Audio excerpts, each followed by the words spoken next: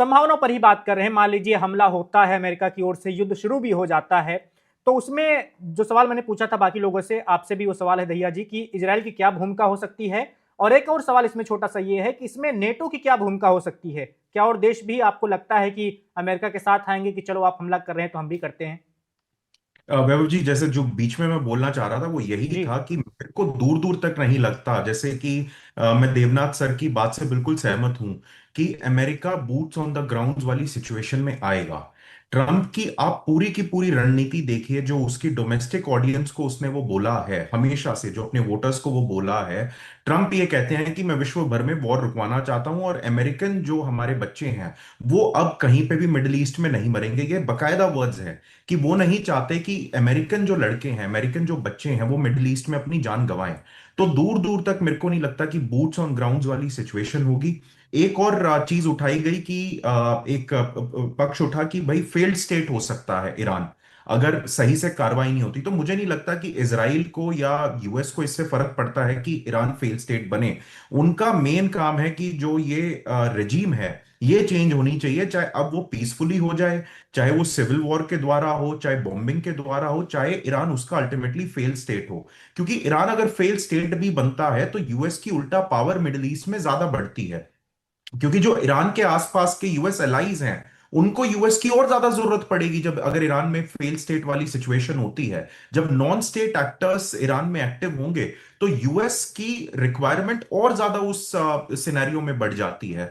और दूसरी बात, जहां तक मेरे को हमले की बात लगती है, वो इतना ही होगा कि जो चेन ऑफ कमांड है उनको ध्वस्त किया जाएगा। जितने भी लोग आगे उसमें हैं कि कल को वो सरकार की कमान अपने हाथ में ले सकते हैं, जो ईरानियन रजीम अभी चल रही है, उन पे हमला होगा।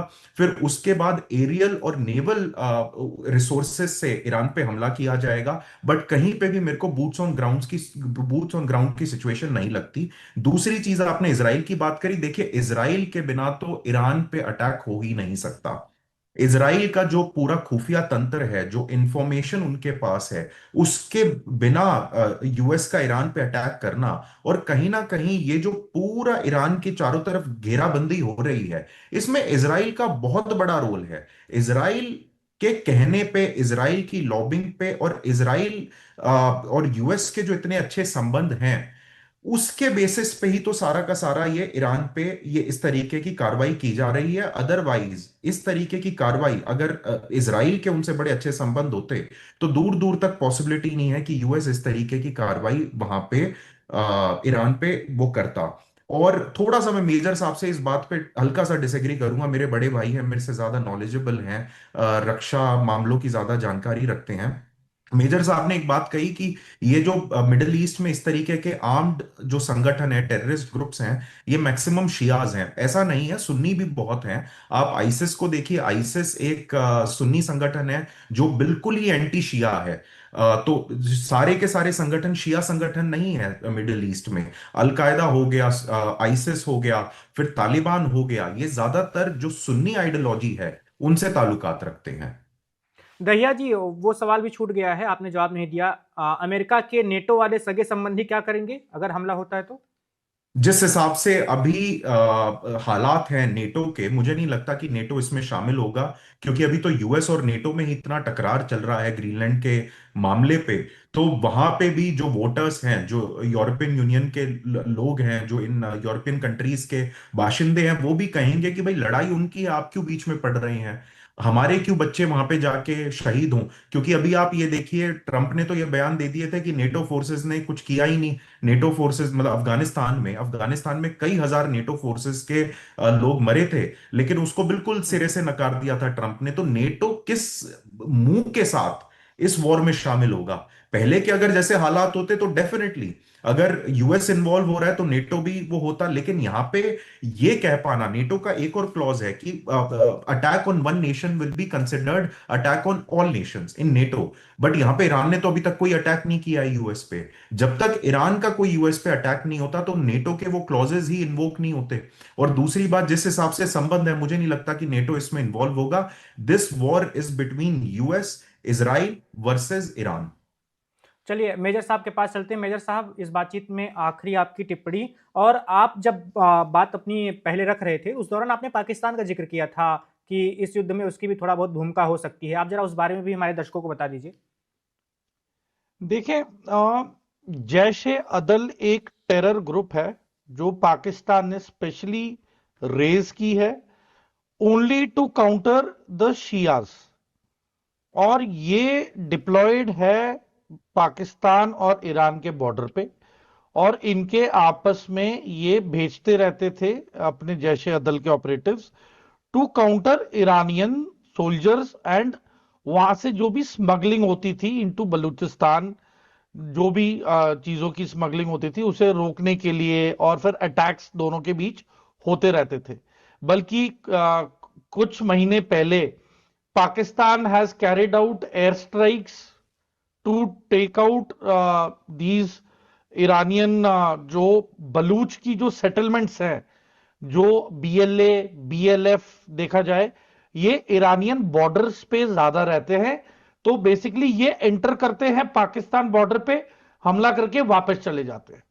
तो इनको जो बलूच जो फोर्सेस है इनको काउंटर करने के लिए जैश ए अदल को इन्होंने क्रिएट किया ताकि ये बलूच फोर्सेस को काउंटर कर सकें। तो ओवर द इयर्स जैश ए अदल ने भी अंदर ईरान के जाके काफी खून खराबा किया है, जिसके बदले ईरान ने भी फिर कम से कम 20,000 अपने सोल्जर्स एक टाइम पे डिप्लॉय भी कर दिए थे टू काउंटर देम। तो ये तो देखें, जो एक्चुअल लड़ाई विद इन जो चुप्पी में इस्लामिक वर्ल्ड में है, it is Sunni versus Shia.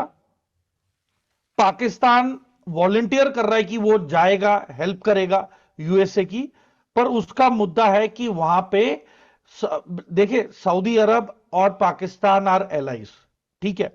Saudi अरब कभी भी नहीं चाहेगा कि ईरान में किसी भी तरीके की कोई सेटलमेंट हो या फिर वहां पे शांति बनी रहे, क्योंकि अगर ईरान में रिजीम चेंज होता है it will affect Saudi Arabia's progress, and उनका जो सक्सेस रेट है वो कम हो जाएगा, क्योंकि उतना फिर ईरान अपनी तरक्की करेगा और बाकी देशों के साथ अपने तेल के साथ ट्रेड करेगा। It will become open market.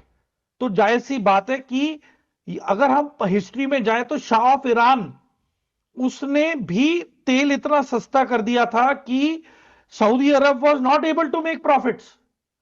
As a result Saudi Arabia ने यूएस को बोला I will give you military base also, I will buy your weapon systems also, and you bring all, आप अपनी प्राइवेट कंपनी सऊदी में ले आओ सारी, और इन कंपनी के जरिए आप सस्ते से सस्ता कच्चा तेल खरीदो ईरान से, और फिर इसको हम ब्लैक मार्केट में बाहर ऊंचे रेट पे बेचेंगे और प्रॉफिट्स कमाएंगे।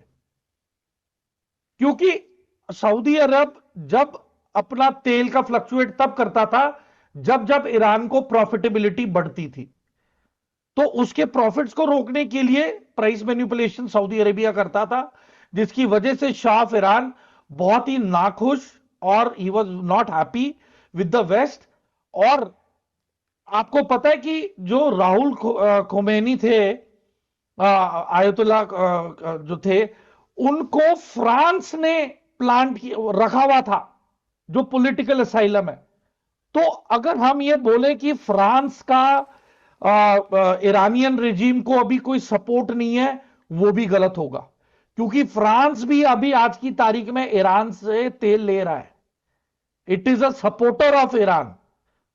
तो अगर ये रिजीम चली जाती है तो फ्रांस को भी अपना रुख बदलना पड़ेगा। और काफी, मैं बता रहा हूं, बिहाइंड क्लोज डोर्स जो सीक्रेट एजेंसीज हैं वो एक दूसरे से काफी नाखुश हैं।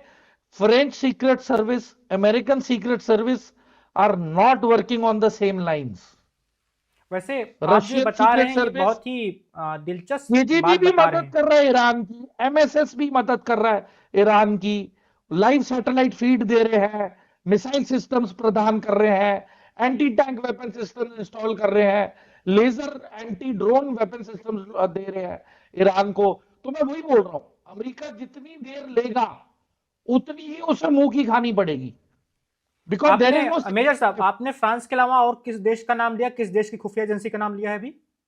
देखिए, फ्रांस मदद कर रही है, फिर अफ्रीका में काफी मुल्क हैं जो ईरान से तेल ले रहे हैं, मोरक्को है, इनकी सीक्रेट सर्विस एजेंसीज हैं, अल्बेनिया है, वो इनसे तेल ले रहा है। तो इनकी जो सीक्रेट सर्विस एजेंसीज हैं, एक गुट है वेस्टर्न कंट्रीज का, जिसके अंदर ज्यादा mainly it is Canadian, it is American and it is UK based intelligence agencies, और दूसरी साइड यूरोपियन सीक्रेट सर्विसेज इकट्ठी हैं, रशियन सीक्रेट सर्विसेज इकट्ठी हैं, फिर एमएसएस चाइनीज सीक्रेट सर्विस का है योगदान। तो सीक्रेट सर्विस एजेंसीज का भी जो पानी के नीचे जो बहाव है, अंडर करंट, उसकी असली लड़ाई अभी जारी है, वो चल रही है। क्योंकि देखिए, जो भी कस्टमर है ईरान का, वो उसे आखिरी दम तक फेवर करेगा, क्योंकि उससे तेल लेना है। और अमेरिका जिस तरीके से पूरी दुनिया पे प्रेशर डाल रहा है कि ईरान से तेल मत लो, तो भाई फिर अमेरिका तुम प्रोवाइड करो ना, आप प्रोवाइड करिए। अगर आप कोई हमारे लिए विकल्प रोक रहे हैं, तो फिर आप हमें उसी दाम पे तेल दीजिए। अगर आप वो नहीं कर रहे, तो आप दादागिरी कब तक चलेगी? बिल्कुल। कब तक आप डिक्टेट करोगे कौन से मुल्क को किस मुल्क से क्या लेना है? अगर खुद खड़े होके कहते हैं we will work in our interest of our nation, so we also as are sovereign and independent nation will work in favour of our mutual interest and our progress and success. हम किसी के बोलने पे क्यों बात माने किसी की? तो हम वही बोल रहे हैं कि यूरोप भी तेल ले रहा है रशिया से, सर्दी हो गई है, -30 टेम्परेचर है, बिजली नहीं है, गैस नहीं है। आज की तारीख में कीव में जो लोग सफर कर रहे हैं, आधी बदौलत तो यह है कि यूएस ही कोई एनर्जी नहीं प्रोवाइड कर रहा है। या तो अमेरिका इन्हें तेल, बिजली, गैस दे ताकि लोग मरे ना ठंड में। तो अमेरिका का मेजर बोलना साहब, कुछ और ग्राउंड समय की थोड़ा कमी है, आप अपनी बात पूरी कर लीजिए। तो मैं वैभव वही बोल रहा था कि अमेरिका की करनी और कथनी में बहुत फर्क है। और आपको क्या लग रहा है, अगर बाकी मुल्कों ने चलो हां भर भी दी, अमेरिका से बात मान भी ली कि चलो हम तेल नहीं खरीदेंगे, आपको क्या लगता है तेल का खरीदना बंद हो जाएगा? शेल कंपनीज जो बनी हुई है, शेल कंपनीज ये तेल खरीदेंगी प्राइवेटली, और बैकडोर ब्लैक मार्केट के थ्रू, ब्लैक डोर चैनल्स के थ्रू ये तेल वापस रशिया को जाएगा। आपको क्या लग रहा है, अगर ये हमें वेनेजुएला का विकल्प दे रहे हैं, तो जितने भी मुल्क जो अपना दरवाजा खोलेंगे वेनेजुएला से तेल लेने के लिए, आपको क्या लग रहा है रूस उन देशों को अप्रोच नहीं करेगा कि भाई आप तो वेनेजुएला से ले रहे हो, तो आप इतना और हिस्सा ले लो, हमसे पैसे ले लो और ये तेल खरीद के हमें भिजवाओ? It is not going to stop, it is impractical. ये सब जैसा है वैसा ही चलता रहेगा। मुद्दा यह है कि अमेरिका को तेल से ज्यादा लगाव है, ना कि रिजीम चेंज से। उनका मतलब ही end of the day oil है, बिल्कुल, जो कि ईरान नहीं आने देगा उनके पास। बिल्कुल। Subscribe to One India and never miss an update. Download the One India app now.